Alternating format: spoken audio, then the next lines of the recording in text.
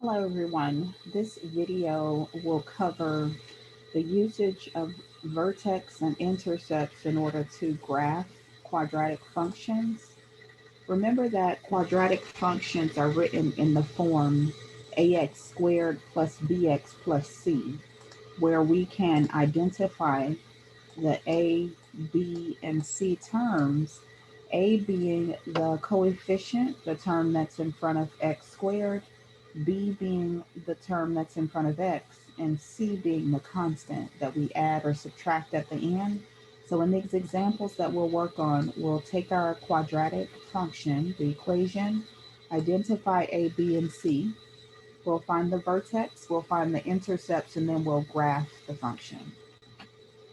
Now, we just recalled what the format of a quadratic function looks like: ax squared plus bx plus c. A cannot be 0. So the term that's in front of x squared can't be 0. When you're graphing these quadratic functions, you're going to have two different types of graph. You'll have an upright U shape if your A term is greater than 0. That means it opens upward. That parabola opens upward. The second type of graph you might see is one that is in the shape of an upside down U. That's a parabola that's drawn if your A term is less than 0. So if you get a negative number for A, you should have an upside down U shape. If you get a positive number for A, you should have a standard U-shaped parabola. In between that point where your graph makes the U shape, you have what's called the axis of symmetry. This is your fold line. So if you fold this graph along that axis of symmetry, you'll notice that your points on either side of the line should correspond with each other. They should touch.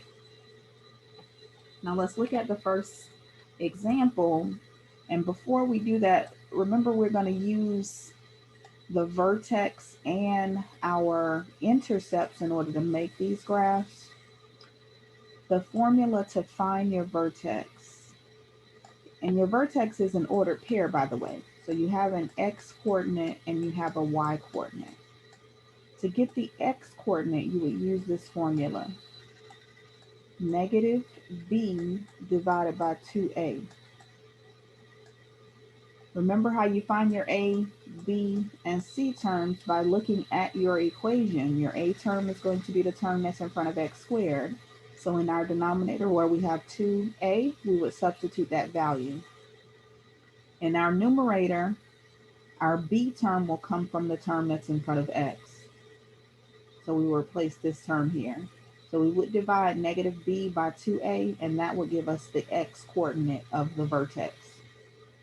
To get the y coordinate, it's f of negative b divided by 2a.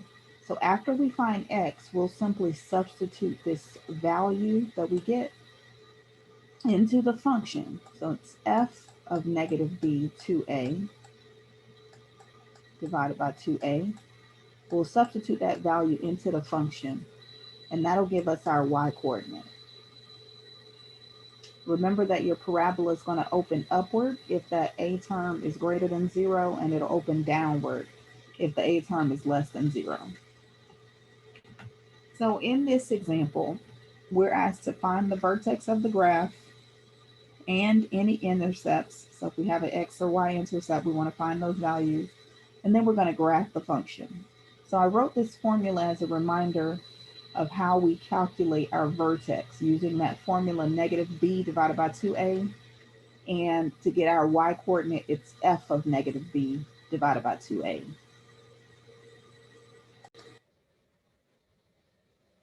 So first, let's identify our a, b, and c terms. Our a term is 1. We don't have a number that's in front of x squared. Our b term is negative 4, and our c term is negative 12. So we're going to use those values in order to find the x and y coordinates of our vertex. Remember, to get the x coordinate, we'll use the formula negative b divided by 2a. Our b term is negative 4, so where b is, we're substituting negative 4. And our a term is 1, so we substitute 1 for a. And we simplify.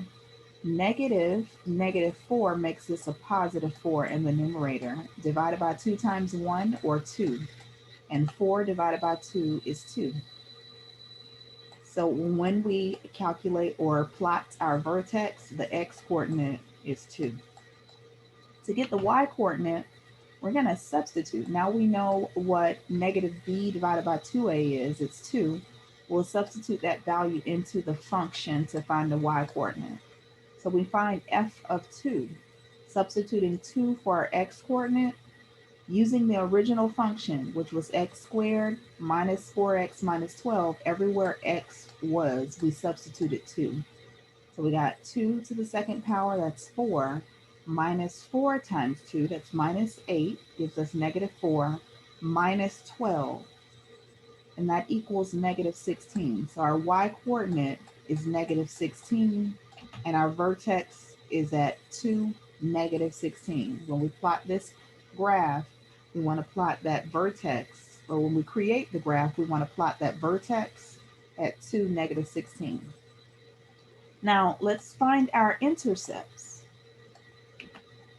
Remember, you have x and y intercepts, and at every x-intercept, your y-coordinate is always going to be 0. At every y-intercept, your x-coordinate is 0. So we'll substitute 0 for y into our function in order to find the y or the x-intercept. So when we substitute 0 for y, we get 0 equals x squared minus 4x minus 12. This function x squared minus 4x minus 12 can be factored. So we factor x squared using x, and we factor negative 12 using negative 6 and positive 2. 6 times 2 gives us 12, but negative 6 plus 2 gives us negative 4. And if we set both of these factors equal to 0, we'll get our x-coordinates as positive 6 or negative 2. So written as ordered pairs, our two x-intercepts are 6, 0 or negative 2, 0. Now the y-intercepts, we substituted 0 for x into the original function. So we have f of 0. That's 0 to the second power, which is 0, minus 4 times 0, so minus 0, and then minus 12. So our x-coordinate we see is negative 12, or excuse me, our y-coordinate, our y-intercept is negative 12. And we write that ordered pair as 0, negative 12. Now we're going to use these points in order to create the graph of our parabola. First, we're going to plot the vertex at 2, negative 16. We'll plot the x-intercepts, positive 6, 0, and negative 2, 0, and then the y-intercept at 0, negative 12. All right, so we copied those values here. Our vertex we'll see in gold, our x-intercept we'll see in green, and our y-intercept in red. So our vertex is 2, negative 16, 2, negative 16, down here in the fourth quadrant. Our x-intercept should be on the x-axis at 6, 0, and negative 2, 0. So here's 6, 0, negative 2, 0. And then our y-intercept is at 0, negative 12. So on the y-axis, 0, negative 12. And then we'll connect these points to create this parabola. This is the graph of our function.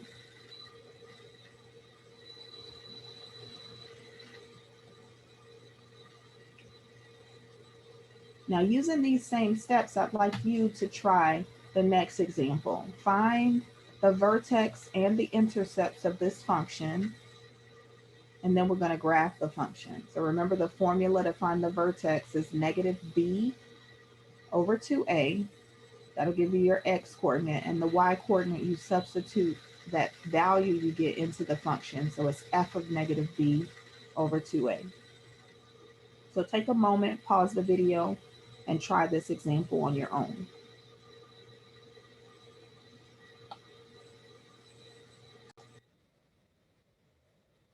So now that you've tried the example, let's look at our function and first identify the A, B, and C terms. Our A term is 1, B is -2, and C is -3. So when we find our vertex, we'll substitute -b over 2a in order to get the x coordinate. And our b term is -2. And we put -2 in our numerator and divide it by 2 times a, which is 1, 2 times 1. We simplify here. -2 times -2 makes us a +2 in the numerator divided by 2. And 2 divided by 2 is 1. So this is the x coordinate, 1. Now we'll find the y coordinate by substituting the value of 1, remember that's our -b over 2a, into the function. So we're finding f of 1. Using the original function, that's 1 squared minus 2 times 1 minus 3, and that gives us -4. So our y coordinate is -4. This is the ordered pair of our vertex, 1, -4. Now we'll find our x and y intercepts.